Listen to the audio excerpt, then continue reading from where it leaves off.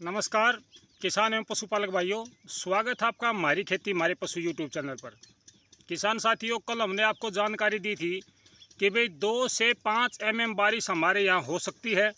तो मेरे ख्याल से 2 mm भी हुई नहीं है, 2 mm भी नहीं हुई किसान साथियों।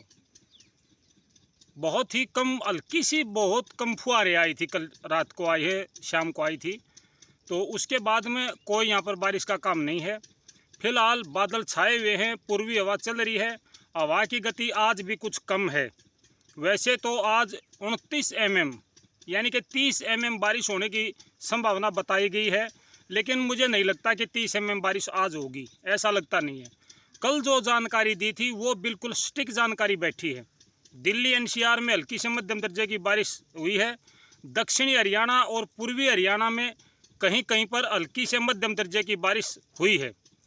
और बाकी जो आपका गुजरात है, राजस्थान है या मध्य भारत है, अगले 4 दिनों का मौसम ये है कि वहाँ पर अगले 4 दिनों में बारिश कम हो जाएगी। जहाँ ज़्यादा बारिश हो रही थी अब तक है, वहाँ अगले 4 दिनों में बारिश में राहत मिलेगी। ये हमें जानकारी मिली है मध्य भारत की। किसान साथियों, सबसे ज़रूरी बात मैं आपसे ये कहना चाहता हूँ कि एक यूट्यूबर भाई ने ये बात मान ली कि भाई हमने लगातार गलत जानकारी दी है। अब तक जो हमने जानकारी यूट्यूब पर दी, कोई भी जानकारी हमारी स्टिक नहीं बैठी।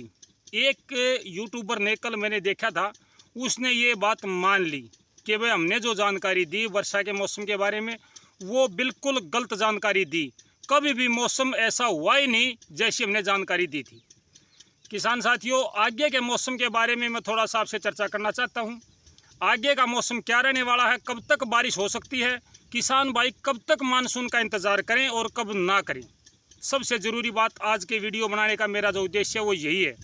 किसान साथियों, आगे बढ़ता हुआ मानसून, मैंने कई बार आपसे कहा है कि 15 अगस्त तक आम तौर पर उत्तरी भारत में, मैदानी भारत में मानसून सक्रिय रहता है, आगे बढ़ता है, पूरे यौवन पर होता है। यानी कि सबसे ज़्यादा बारिश का जो समय होता है वो 15 अगस्त के आसपास का होता है। उसके बाद में मानसून आगे चला जाता है। आगे कहाँ जाता है?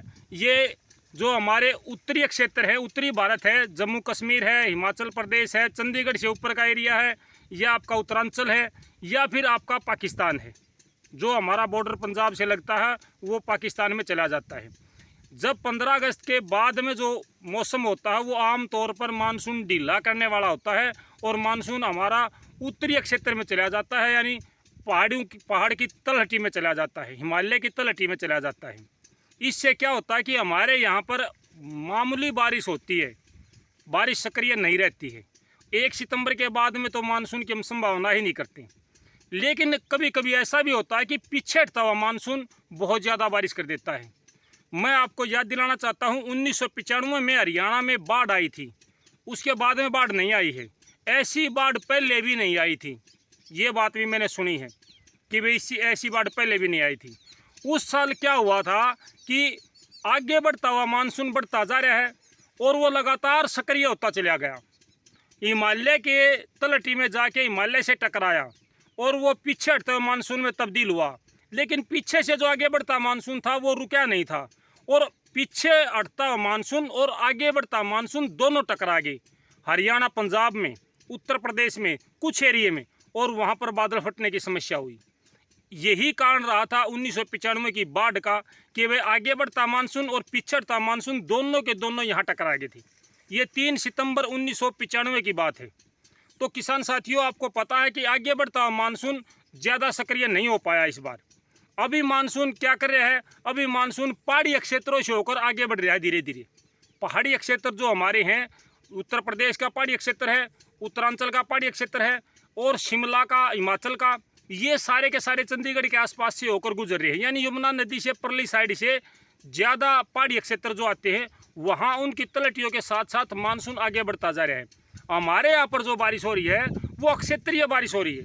मैं जिस दिन से मैंने ये मौसम की जानकारी देनी शुरू की, मैं उस दिन से कह रहा हूँ, बादल हैं, मानसून के बादल हैं, मानसूनी हवाएं हैं, लेकिन बारिश मानसून की नहीं हो रही है। जितनी भी बारिश हो रही है अक्षेत्रीय बारिश हो रही है।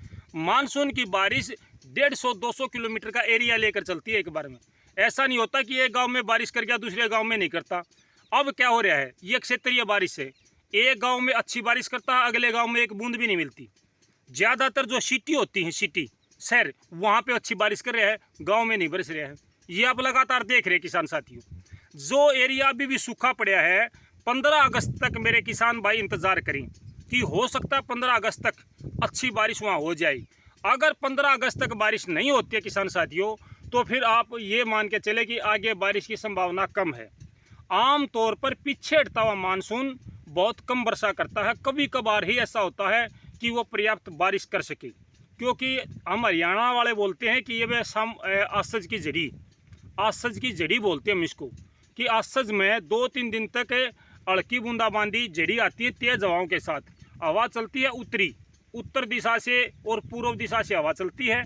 और ये पीछे हटता मानसून है, वो कहीं कहीं पर 1-2 दिन तक मौसम को थोड़ा सा नमी युक्त बना देता है और हल्की फुल्की बूंदाबांदी करता चलता है। ये पीछे हटता मानसून होता है। ये ज़्यादा सक्रिय कभी कभी होता है, आम तौर पर ये बहुत कम सक्रिय होता है। कभी कभी तो ऐसा भी होता है कि हमें पता ही नहीं चलता कि पीछे हटता मानसून कब चला गया। अभी जो मानसून बना हुआ है, जो अक्षीय रेखा है मानसून की, वो लगभग उत्तर प्रदेश को क्रॉस कर चुकी है। उत्तर प्रदेश जो पहाड़ी क्षेत्र है उस साइड से बढ़ रही है। मैं भी आपको बता रहा हूँ कि भाई जो मानसून है वो आपका पहाड़ी क्षेत्रों से आगे बढ़ रहा है, और ये पहाड़ी क्षेत्रों से जो आगे बढ़ रहा है ये मैदानी भारत से नहीं बढ़ रहा है। ये समस्या है। तो किसान साथियों, आज और कल में कहीं कहीं पर हल्की बूंदाबांदी हो सकती है, हल्की से मध्यम दर्जे की बारिश हो सकती है, मानसून की संभावना नहीं है। और 15 अगस्त तक मेरे किसान भाई इस बात का इंतज़ार करें कि भाई अच्छी बारिश हो सकती है 15 अगस्त तक। अगर 15 अगस्त के बाद में बारिश नहीं होती है 15 अगस्त तक, तो मेरे किसान भाइयों मुझे नहीं लगता कि बारिश होगी। अभी धान के खेत सूख रहे हैं, धान को एक बार तृप्त करना ज़रूरी है, एक बार इतना पानी देना ज़रूरी है कि उसके अंदर 2-3 दिन तक पानी खड़ा हो जाए। अगर धान एक बार तृप्त नहीं होता है तो धान नहीं होगा। ये मैं आप सभी को बता देता हूँ। मैं खुद कोशिश कर रहा हूँ, ट्यूबवेल चल रहा है, पानी देने लग रहा हूँ, साथ के साथ इसी खरपतवार को निकाल रहा हूँ हाथों से। कहीं कहीं से जो बची हुई है, जो पिछले साल का बीज जर्मिनेट हो जाता है, जिसको हम चोबा बोलते हैं, मैं इस काम पे लगा हुआ हूँ।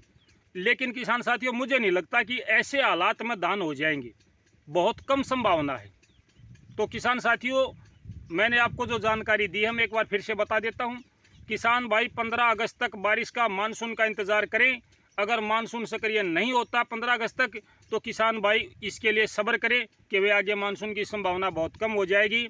और फिलहाल अगले 1-2 दिन का जो मौसम है, हल्की से मध्यम दर्जे की बारिश उत्तरी भारत और मैदानी क्षेत्रों में हो सकती है।